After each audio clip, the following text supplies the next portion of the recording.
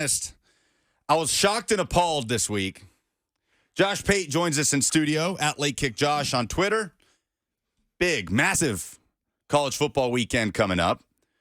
And, first of all, how are you? Oh, I'm good. Yeah, forget all that. Forget about me. It's not about me. It's much more about Tennessee, Bama, Josh Heupel, Nick Saban, maybe a Ryan Day, James Franklin if we have time. Who cares about me? Yeah, but that's not even where we're starting, any of those things. Shocked and appalled to see you on CBS, big-time television this week, on a desk, Rick Neuheisel, the whole crew, wearing a suit. And I thought maybe Meemaw was being held for ransom. I wonder what that conversation was like, that initial conversation of inviting you up. We'd love to have you on, and it was a great segment. But it's a big but for you. How did that play out for you? Well, here's the thing you need to know about me. I acquiesce too much, really. And so it was a suggestion by the high-level mustaches at CBS. It was not a requirement. It was not a mandate. A nudge. But I thought to myself, I'm walking in their house, and, I've been to weddings and funerals where I dress up. And so why not do it for Inside College Football there on CBS? I didn't want to have flood victim vibes, if you will, the first time I was ever with them on the national broadcast. Now, I did get an outcry, dare I say outrage, from the locals and the nationals about how I looked like I was going to apply for a loan more so than talk about college football. So maybe some adjustments are made moving forward. I don't know, but it was fun. That's a different world up there. That's like working at NASA. So after last weekend and Tennessee's 20-13 win against Texas A&M, I've heard you on your show, Late Kick Live, telling people to pay attention to this Tennessee football team and this idea that people might have of a bombs away, throwing it deep, Hendon Hooker to Jalen Hyatt play style. Anybody that obviously watches this team or fans of this team obviously know that that's not the case, how important the run game is, etc. But even anybody that has watched every snap of Tennessee football in the Josh Heupel era, Josh, I think watched that game against Texas A&M and said, oh, I didn't know we could do that. Mm-hmm. Yeah, I still don't think a lot of people watched the game last week because I kind of peruse, if you will, and I try and just get a vibe for what other people are thinking. And people still, I keep hearing them say if Joe Milton can make the big plays downfield, which technically I get what they mean by that because they're saying the same thing about Milroe, accurately, by the way. But it's almost like people watch them run the ball, if they have watched them, and say, oh, they ran it today. No, they've run it this season. Oh, they played good defense today. They've played good defense this season. That's Tennessee football this year. And by the way, how about some credit nationally to Josh Heupel for not trying to completely shoehorn a team into his way and his offense. And there's a Josh Heupel way of doing things. I don't know if this stat made the rounds. It did in my studio. That A&M game was the first win he had in his career, scoring under 30. Yep. And it was not an accident. Like, they went into that thing very intentional. That was their game plan. They executed it. And so, look, people have rightly praised Nick Saban for when he adjusted the other way. He adjusted and opened up the offense in the mid-20 teens. Well, you also got to praise a guy like Josh Heupel, who at least temporarily realizes has to go in reverse a little bit. And reverse, not in terms of progress and outcome, but just in terms of the mechanisms of trying to get that outcome. It's going to be a fun day Saturday. But if Tennessee goes down to Alabama and they struggle to move the ball against that pass rush, and we see some of those same issues from Joe Milton, the lack of rhythm in the passing game, and they fall in Tuscaloosa, nobody's going to be wanting to burn anything down. But if they were to follow that up again against Kentucky on the road, just how quickly can that sour on Tennessee fans where it's like, okay, hey, snapping the fingers, where's the passing game? Okay, well, quickly is the answer. And I would ask this, not that it carries any weight in the season, because when we're in the season, live bullets flying, like no one has time to think rationally. So that's why I always, when I come in here in the summer, I always talk to Buck, I talk to you, we just look around the room, hey, let's crystallize a thought here. So let's just go back to July. We're after SEC Media Days. Let's ask ourselves, what do we think about Tennessee football this year if the passing game's just not there? And you would have said it's going to be a pretty disastrous season. Okay, so now let's fast forward, and let's say the passing game doesn't show up, because everything you just said is going to happen. They're going to struggle to move the ball. It is going to be a chore to get inside the red zone. It's going to be a chore to get first downs, both ways, not just Tennessee. Bama, Tennessee, Saturday. So if they lose Saturday, and if they lose one more game, what are they, 9-3? Is that a 9-3 season? Correct. If they lose 2 more down the stretch, it would be a 9-3 season. Okay. If I tell you passing game's not really there in July, but they go 9-3, I think the normal reaction to that would be, wow, that's not bad.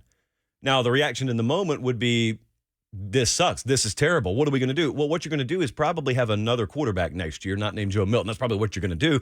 But you can't make that change on the fly. It's not Xbox. You don't just hit reset.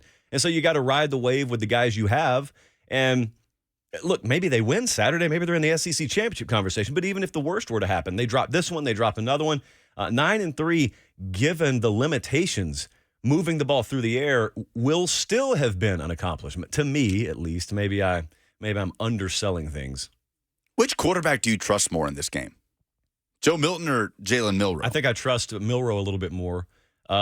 This is a loaded question, obviously. That's why you delivered it over here. I am handling it like a hot potato. So with Milroe, here's a very strange stat out there. He is a 61% completion guy when he throws the ball over 20 yards in the air. So all of the danger for him is in the underneath stuff. All of his interceptions have come closer to the line of scrimmage. And so if I know that, Tommy Rees and Nick Saban in Alabama know that. So I almost feel a sense of comfort when he drops back and scans and it's not there. Not that they're walking him through multi-progression reads anyway, but when it's not there and he just chucks it deep, it's either his guy or some fan in the third row of the stands. It's not the other team. And so he can run the ball. They can't run the ball all that well. I don't think they'll run the ball all that well against Tennessee Saturday. They didn't against A&M. They had 23 yards on the ground and still won somehow. So it's as simple as, is the explosive pop play there for Bama? If it is, they'll win. If it's not, they'll probably lose. But I actually, in a weird way, trust Milroe more because the underneath stuff won't be there. I don't know that I've ever said that in here or otherwise, but I feel that way about him specifically and this team specifically. If the roles were flipped and it was Alabama coming to Neyland, would your answer be any different? No, not really, because I will have already seen Bama go on the road to A&M. And keep in mind, everything bad that happens to you on the road happened to them there. There were, I think, 5 or 6 different sacks against Milroe. Offensive line was average at best. And there were procedural penalties. I think they had double-digit penalties that day. So, all the bad stuff that happens to you on the road happened, and they still found a way. And if Tennessee was the scoring machine they were last year, yeah, I'd be terrified. I'd be picking them by double digits right now. They're not. And so neither of these teams has really the hardcore threat of pulling away from the other. I'd probably feel the same way. And for the record, I don't feel any more down on Tennessee's shot to win this game because it's in Bryant-Denny Stadium. I was down there for the Texas game. Texas actually made Bama look like the road team that day. So I've already seen them shaken a little bit, even at home this year. It's not that Tennessee couldn't do the same thing. So I know how much home field mattered in this one. I was at this game last year. I'm not saying it won't matter this year. I'm just saying it doesn't really flip my feel of it either way. I guess I'm worried more about how it'll shake Tennessee because the product hasn't been there on the road. Heupel's best road wins. Week 2 at Pitt last year, right? Overtime. Offense struggles in the first half, the most we saw. Hendon Hooker in that offense struggle all year. And then 11 a.m. kickoff against LSU, where literally from the opening kickoff, it's off and running, game over. I wonder what the biggest product of that, those struggles on the road, is. Could it be the communication that's necessary up front to keep that tempo, leading to procedural penalties that sets you back? I've been racking my brain, Josh, trying to figure out why that Tennessee showed up and felt like couldn't get out of the gates on offense in Gainesville, but has been able to overcome those things at home, and it's starting to feel like a trend in the Heupel era. All right, now I'm going to go NFL on you. So this is dangerous. This is rare. Yeah, so very dangerous. And I'm going to have to go back a little ways because I don't have time to watch the pro game these days. You remember the Drew Brees Saints teams where they were on fire? Anytime they played in the Superdome, looked really good. But the fear with that team, the way it was constructed, was always later in the year, if we have to go to Green Bay, if we have to go to Chicago, because back then Chicago actually had a pro football team.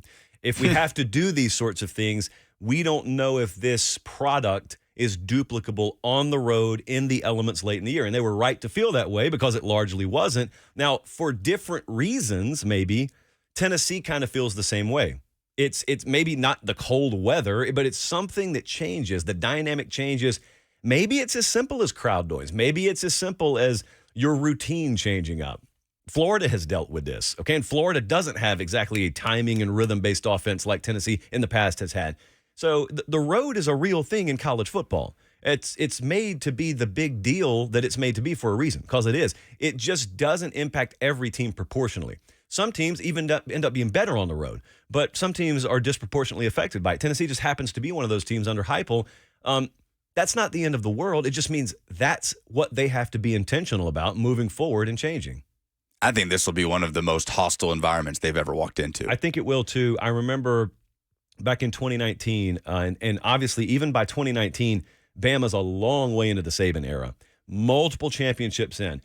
And Bryant-Denny Stadium had started to get the reputation of being sort of fat and happy because the fan base had gotten fat and happy. And it wasn't that it was quiet. It wasn't like the Big House on a non-Ohio State afternoon. But you could operate on third down there, if you were Mississippi State or Arkansas. But every now and then, those folks felt threatened. In that LSU game in 2019, they actually felt threatened. You got the president in town. You got Joe Burrow coming into town. It is the biggest threat that you've had in your home building in a long time. And I was there for that game, and it was as red hot as I've ever heard that place. Like, it can still get there. So my point there is, do you feel threatened? Like, does Alabama feel threatened? When those folks feel threatened, it's a different world. And if you add in the Tennessee element and you add in they beat us up there last year and we had to watch that scene. Can you imagine living in Tuscumbia or living in Muscle Shoals to the locals and watching that on CBS? Just watching those blimp shots and seeing that waft. They created a cloud over Neyland Stadium on an otherwise clear afternoon. I don't know if I told you this. I was down there. I got my hand on the goalpost as they carried it out of Neyland, by the way. I didn't go all the way to the river, but I was on the field. Do you know they had to get medics out there because people were suffering from smoke inhalation? And it's an outdoor venue, but that's how thick the cigar smoke was down there. So imagine watching all that and bottling that anger and that rage up. Rage is a good thing in college football, by the way. You bottle all that up, and then you're 101,000 strong Saturday. How do you act? Like, what do you turn Bryant-Denny Stadium into? And I realize that this is a speech that is better suited for Tuscaloosa radio than Nashville radio, but it's something I always want to see at a Bama game. Are those folks charged? If they are, it's about as hostile as any place you're going to go into, but it's not always that way. Josh Pate with us in studio on 104.5 The Zone, at Late Kick Josh on Twitter. I also think that there is a generation of Alabama fans learning what it is to hate Tennessee again. Oh, absolutely. This time last year, I did I don't want to call it a clinic, but I basically did a clinic on my show the week of the game because I had some kids who were enrolled at Alabama. So they're 18, 19, 20. They have had nothing in their coherent lives but Alabama wins. Right. It was 15 in a row at that time, and no one remembers when they were 2 years old, 3 years old. They actually started hitting me up saying, what is the third Saturday in October other than a date on the calendar? Someone actually said that. And then they also said, why are you making such a big deal about this? It's not a rivalry anymore. They weren't joking. They weren't being sarcastic. They were actually asking this the same way you would ask about, why are you talking about Army's national titles? Those were in the 40s. And I said, well, first off, Meemaw would be humiliated. She would be embarrassed. Peepaw would too at listening to that kind of language. But I had to teach a clinic, and I kept saying, because I knew it would play good on the hype videos post-game, if Tennessee won, I said, if Tennessee has it close Saturday, you're going to find out what the third Saturday in October is all about. If they win, you'll have a spectacle the likes of which you've never seen. I said all these words. You can go back and check the record. I said, you'll have a spectacle the likes of which you've never seen, and you will then know. You'll get your answer about what the third Saturday in October is. So then all of a sudden, they didn't believe me, and then they watch what happens, and it's like you had 15 years of rage pent up, and it just spills out in Neyland Stadium that night. And those folks are watching it, and they're kind of in disbelief, and they're like, oh, wow, that's what it's about? Okay, then. And now we get them back at our building the next year. Who knows? Maybe that's the emotion that's bottled up down there. We'll see. Time will tell. What are we, 48 hours away? We're about 48 hours away, 24 hours away. I'm still thinking it's Thursday. About 24, 36 hours away. I'm interested to see, because here's the other thing. Texas, when they got a lead there earlier this year, it felt weird. I'm telling you, it felt weird. I was in there. I've never felt it like that. Bama felt like the road team. And then Texas has a double-digit lead in the fourth quarter, and the place started emptying out. I've never seen that. I've seen Bama empty their own stadium out because they're up big. I'd never seen a road team. Well, it's because they had never seen that. Yeah, it's wild. So my advice to them would be don't trail in the fourth quarter. That's my strategy. That's my whole strategy in life. Don't trail your opponent. Josh Pate with us in studio. You're headed up to Ohio State, Penn State, the Any Given Saturday tour. Who has more to prove to their own fan base in this game? Jeez. Not to us. I know. To their people. Okay, so there are two ways I can go here. Either answer is the right answer. With Ohio State, people are, questioning Ryan Day in the big game. But really, they should just be questioning Ryan Day in the Michigan game because he's 35-0 in Big Ten play, featuring games where Michigan's not playing Ohio State. So he's been fine. Look at the posture, by the way. I struck on the web there. James Franklin's 4-14 against Ohio State, Michigan. And so to me, I think Penn State and James Franklin have more to prove, but yet you and I both know what it'll sound like. If Ohio State loses Saturday, they'll lose because they were the second most physical team on the field, like they were against Michigan the past 2 years. And then their fan base will start to ask, not only have we fallen behind Michigan, they'll start to say, are we just going to be out-physicaled every time we face one of these teams? Was it just mere luck that we were able to pull the Notre Dame game out? Did that just delay the inevitable? Are we done losing this year? We still got to go to Ann Arbor. All of these things, I'm just getting ahead of the curve, will be said Monday morning in Ohio State circles, or Sunday morning even, if they were to lose. And so I think the answer is Penn State, but yet I also think the answer is Ohio State. It's why the game's so consequential. It's why the 4-team playoff format is so beautiful, because you have a playoff game tomorrow in Columbus, Ohio at high noon Eastern time. There is a playoff game, and no one really frames it that way. So when I get into that whole 4 versus 12 debate in December, people say, well, why don't you want more playoff games? I already have them. They're just not labeled and dressed up like that. They don't have the little CFP logo, thank God, on the side of every sticker of promotion for the game. This is a playoff game tomorrow. Tennessee-Bama's a playoff game tomorrow. My contention would be, would Tennessee-Bama not be a playoff game in a 12-team playoff? No, I think it is. Like this right here, tomorrow is the equivalent of a playoff game. The only difference is the loser of each of these games tomorrow in the 12-team format just falls in a giant safety net, and they say, oh, man, well, that's not ideal, but we're still alive. But would that apply for Tennessee, Alabama? I still think it would. Number 17, yes. Tennessee, with their second loss of the season? Because if they win out and they beat Georgia or something like that, even if they don't go to Atlanta, think about what that resume looks like. You just got to be one of the best 12. You don't have to be one of the best 4 anymore. And so that's great any given year if you're a Tennessee fan and you find a backdoor in. But if you love the regular season and you love the consequence on these games, you cannot maintain the value of these games by decreasing the scarcity of playoff spots. But that's an old, tired debate. It's already been settled because we're going to 12 next year. I appreciate you doing this. I appreciate you having me, sir. Plus, I took my pre-workout as we went on air, so I got more hyped up as the segment went on. Timed up well. We just cut out the middleman here. No Buck Reising, just makes things smoother. Never heard of her. Who are you talking about? Suspended for the week. Huh. See if his key card still works on Monday. Josh Pate at Late Chick. At Late Chick. Kick Josh. Trademark. That's mine now. Watch him on YouTube. Subscribe, rate, review to the podcast as well. Josh, safe travels today and appreciate you. Thank you, sir. All right. Josh Pate with us on 104.5 The Zone.